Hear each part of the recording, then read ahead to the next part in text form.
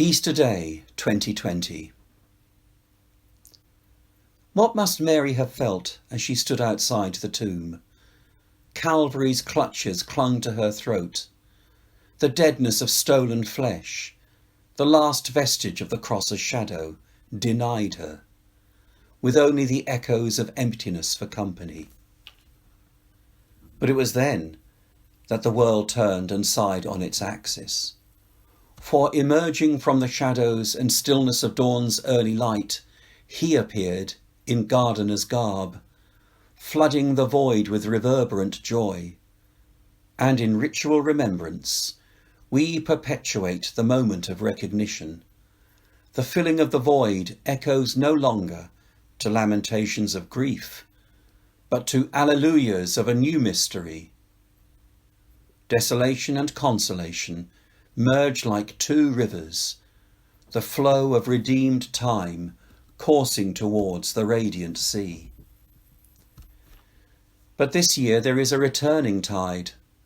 The unapologetic wave licks at our feet, creeps up our bodies and reaches into our souls, our minds, our emotions, depriving us of the ritualized assurance. The props and prompts that give us identity, purpose and meaning have been taken away, just like Mary's Lord, and we find ourselves in a wilderness, facing a different void, the tremulous but conscious fear that we may turn our heads and find him not there. Why are you weeping?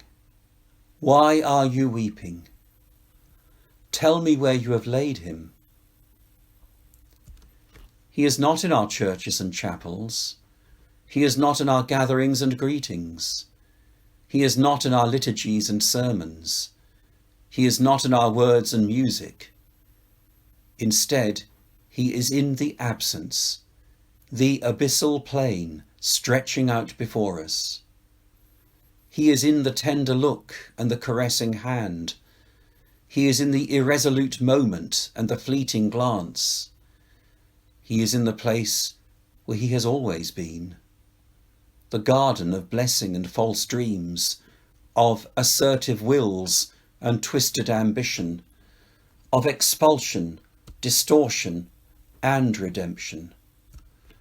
For it is not he who has left us in the blank space between desolation and hope, but we him. The absence is of our own making. Yet in the absence there is the hint of another presence, a deeper holiness, revealing a greater truth. For after the loved conventions have been stripped away, there is nothing but a man standing in the dawn light, amidst the scented jasmine and the goldfinch's song, calling us by name, planting in us a new echo, and that is all there is, and that is all we need.